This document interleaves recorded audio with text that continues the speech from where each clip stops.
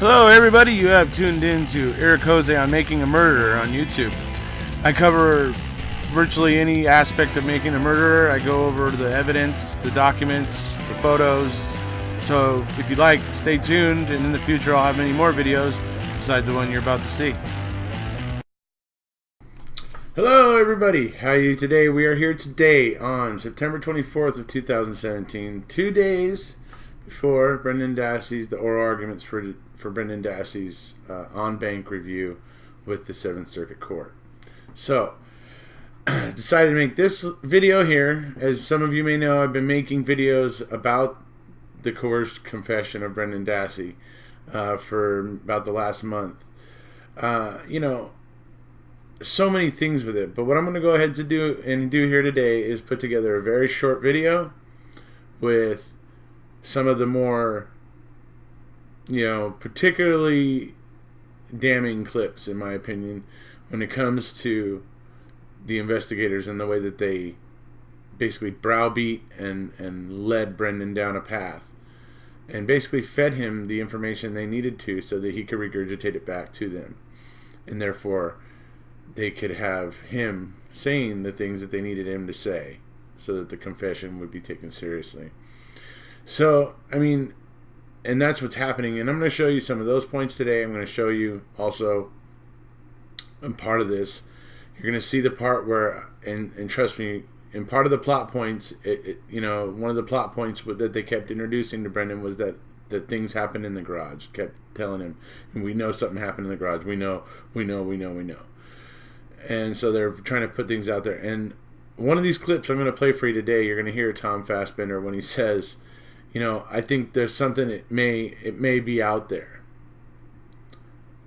I don't know why he's stuttering. I don't know what he expects to be out there. It's all very strange, but then we know that they suddenly found the magic bullet after they got Brendan to say that Teresa was shot out in the garage. And that's after he had already said previously that she was shot out by the fire pit. But now they got him to move it to the garage, and then suddenly they find the magic bullet in the garage. So these are the weird things about this confession. But this is just going to be you watching the investigators introduce him to plot points and stuff like that, and other kind of pertinent information, and then trying to let him talk. But he doesn't. The fact of the matter is that this whole time Brendan doesn't really do a lot of talking because it's all guesses. He doesn't want to say too much because he feels like if he doesn't give quick, easy answers, or if he tries to get too elaborate, that he ends up saying something wrong, and then they end up telling him he needs to be truthful. So it's a real, stressful situation for Brendan. He's completely guessing, but if he tells the truth, he gets accused of being dishonest. If he tries to do what they want, he gets accused of being dishonest if he says the wrong thing. So he's in this dance. It's really a dance where he's just trying to guess what they want, and he doesn't always guess right. And that's kind of where the problem comes in, and that's what part of what makes this confession so obviously coerced. So we'll move into this first segment here, basically dealing with some of the plot points and stuff. I want to revisit when you got home from school. Okay, you were with Blaine, is that correct? Yeah. Okay. And you said you walked down the road to your house. And you said that you saw Stephen on the porch. Mark and I are having a problem with that. Now, I'm not saying that I'm going to put words in your mouth, but we're having a problem with that. Blaine not seeing it, stuff like that, and the time period, because it's 3:45, and we're real familiar with time periods here and when she got there and stuff. Is there something you need to tell us about that? When you got home, what did you see before you went into your house? Did you even go in your house, or did you go over to Stephen's? Talk to us about what happened there, because the time periods aren't adding up, bud. I have a problem with the car sitting out front yet at this time either. That car's sitting out front, other people would have seen that car, Something's not adding up here. You sure that she wasn't taken out to the garage alive and some of this stuff was done to her out there. Oh. Hanging from a rafter or anything like that. Mm-mm. The worst is over. You're not going to shock us or anything by telling us if that happened. Because I just have a feeling that something may be there. I can't tell you. I can't tell you these things. Yeah, well, Tom, if you can't tell him these things, why do you spend pretty much the entire interrogation telling him these things? I mean, you're clearly telling him. You don't believe him. Oh, you went over to that trailer. Oh, that car wasn't out front there because people would have seen it. You know, that's a very good point, Tom. People would have seen it. And I don't see how there would have been room for it in Steven's garage. I mean, Steven would have had to move a whole bunch of stuff around all by himself while trying to keep this girl that he's supposedly victimizing from getting away screaming or getting anybody's attention. And he's by himself moving the stuff around in his garage so that he could hide the RAV4 in there by himself.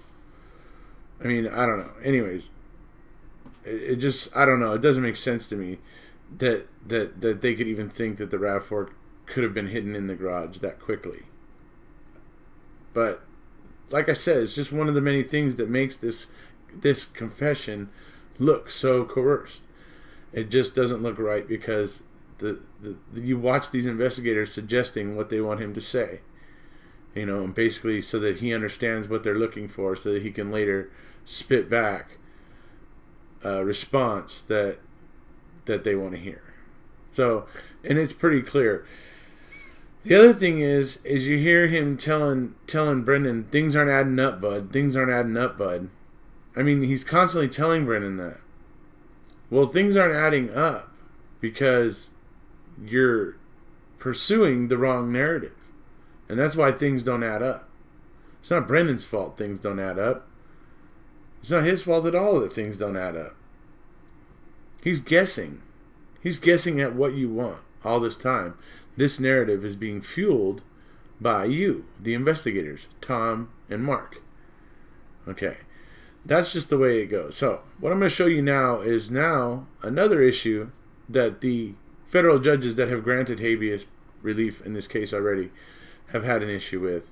And that is the way that they were making promises to Brendan about not leaving him high and dry and yada yada, all that lip service that didn't mean a thing. But the way that they did it so much, it was also an issue. But we're going to see some of those half promises, as Judge Hamilton of the Seventh Circuit would put it. And we're going to see some of those now. I am here to give you the opportunity to get this off of your chest. Mark and I. We're cops. We're investigators and stuff like that. But I'm not right now. I'm a father that has a kid your age. I want to be here for you. There's nothing I'd like more than to come over and give you a hug right now. 'Cause I know you're hurting. Yes, I do want to give justice to this and to the Hallbox too. You want to tell me what you saw and what you heard? Because I know that something is intensely bothering you. Talk about it. We're not just going to let you high and dry.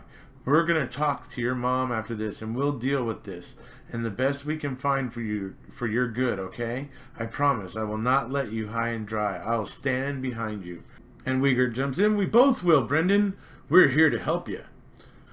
And upon a second time of Brendan being asked what's bothering him, he talks about the fact that he's trying to get a girlfriend. And he tried to, get a girlfriend. And Fassbender says, oh, did you just break up? And Brendan says, she broke up with me. And Fassbender, helpful here. Did she say why? Nothing to do with this, is it? Brendan doesn't know what to say. Well, I hope you're getting over that. It's just a girl. You'll find other things, right? Talk to your mom about all that. Yeah, he's going to find out all about that in prison, Fassbender. Come on, dude. You got to be kidding me. We'll go to bat for you. But you have to be honest with us. Tell us the truth exactly. I promise you I'll never let you hang out there alone. But we've got to have the truth. The truth is going to be terrible. It's not your fault. Remember that. Comes in with Uyghur, right? Yeah, it's not your fault, says Fassbender. Like I said, Mark and I are not going to leave you high and dry.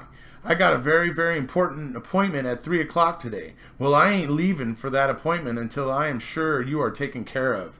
Telling the truth. You don't have to worry about, you won't have to prove that in court. And I want to assure you that Mark and I both are in your corner. We're on your side.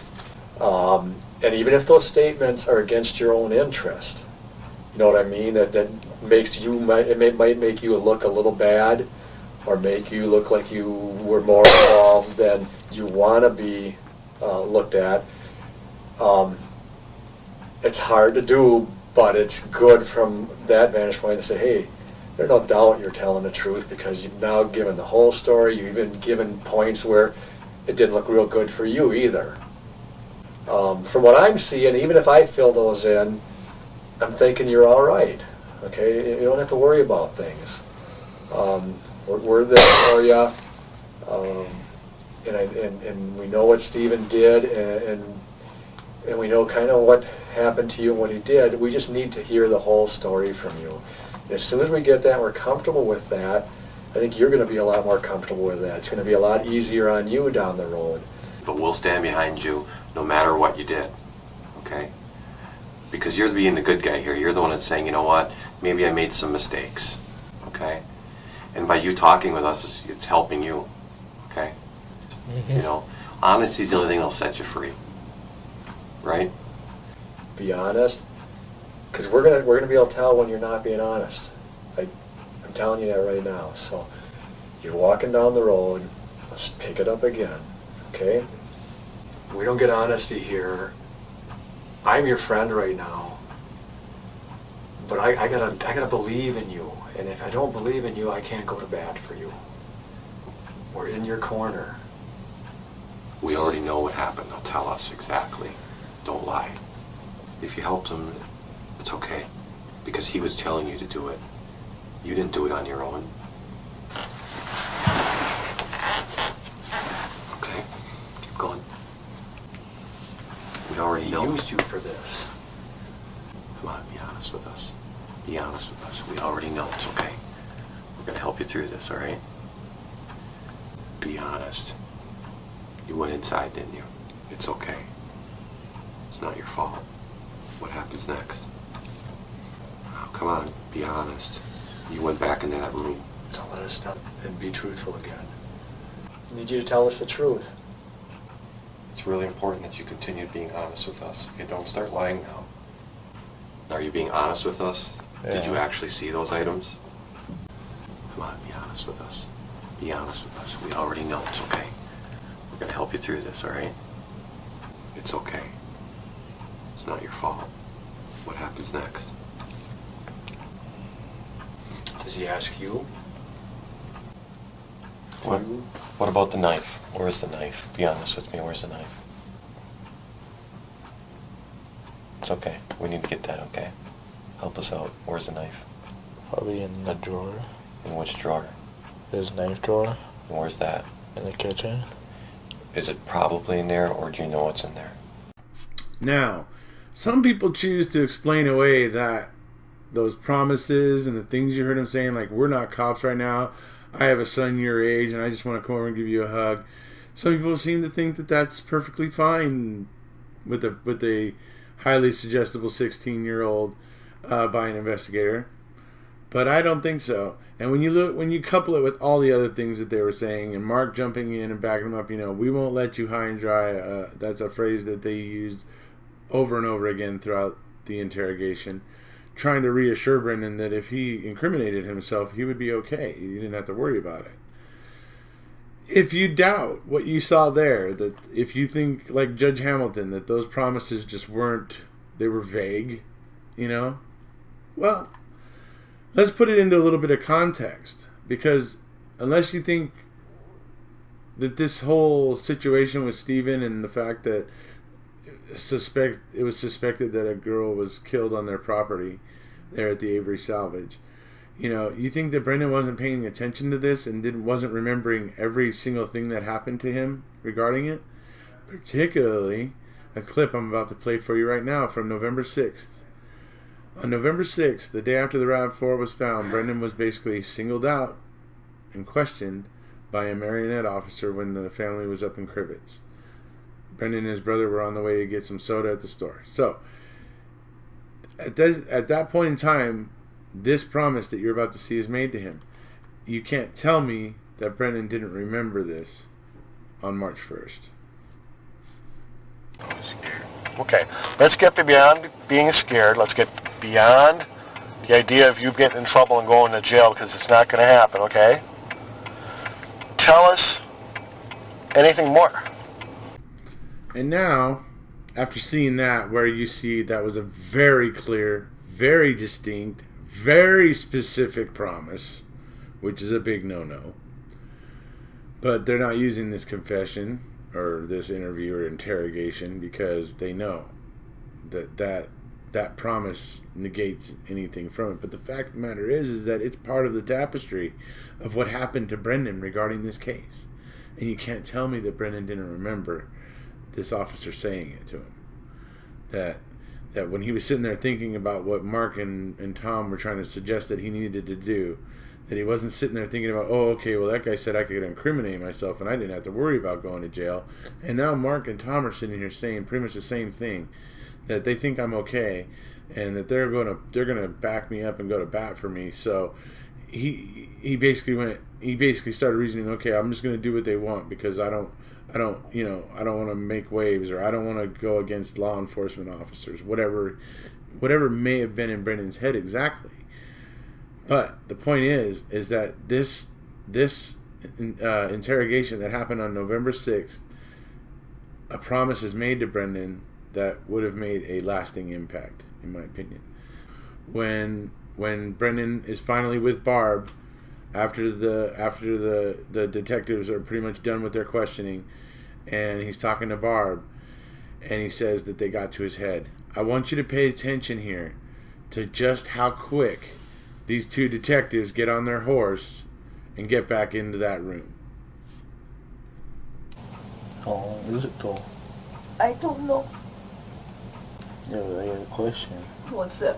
What would happen if he says something, like his story is different, but he says he admits to doing it? What do you mean? Like, if his story's like different, like, I never did nothing or something. Did you? Huh? Not really. What do you mean, not really? They got to my head. Huh? Didn't say anything.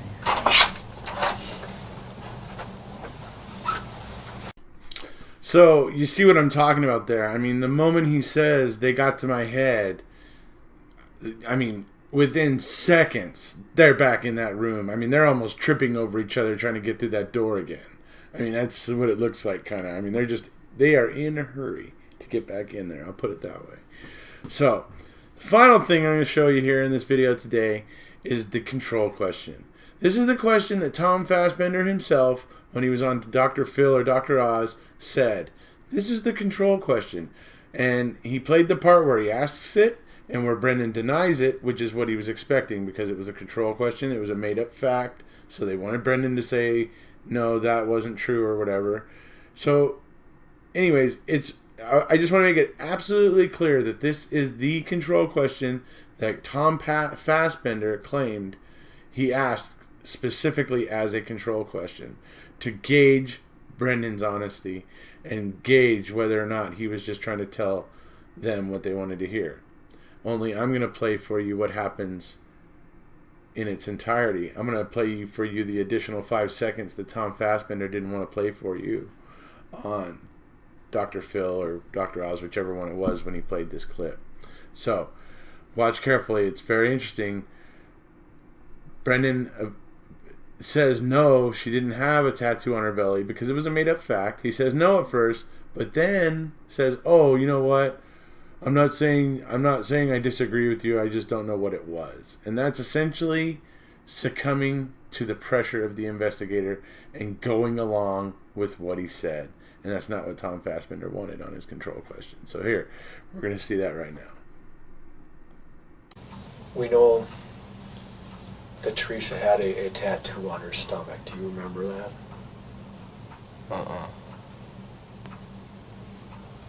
Do you disagree with me when I say that? No, but I don't know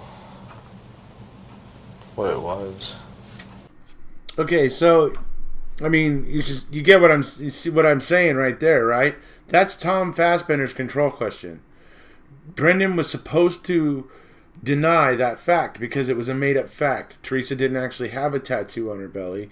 Tom Fassbender was completely making that up, and he wanted Brendan to say, oh no, he didn't remember that, or no, she didn't have it, because then that made him seem more credible. Okay? But here's the thing. Tom asked that question. Brendan says, which is a negative response. I'll give you that. But it's not one of the most potent negative responses. You know, it's kind of wishy-washy, but it is a negative response.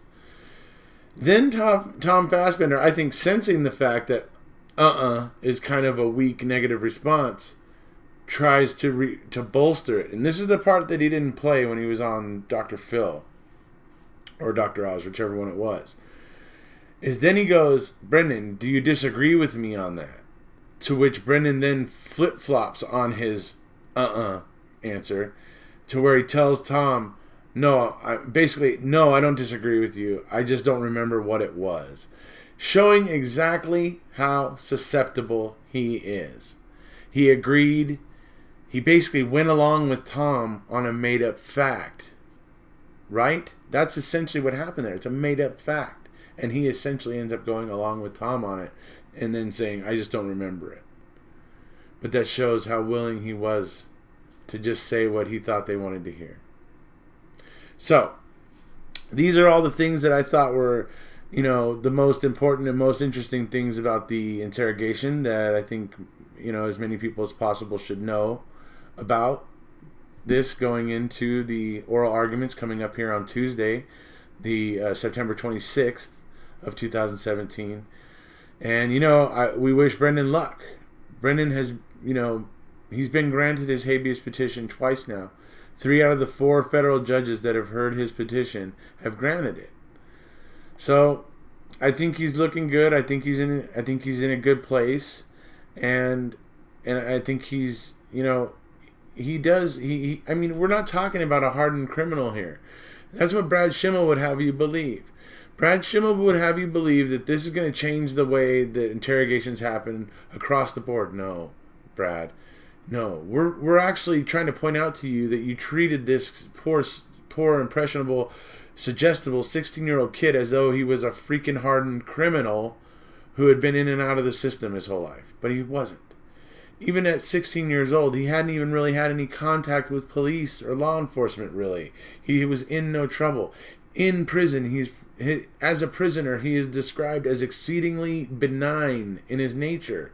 I mean, there's not a shred of anything to back up what the prosecution thinks that Brendan did here or could have done here. It's an absolute farce. So, as we go into the oral arguments, I just wanted to go ahead and make some of this stuff easily clear and easily available. So, if you haven't already, please hit subscribe, and we'll talk to you guys later.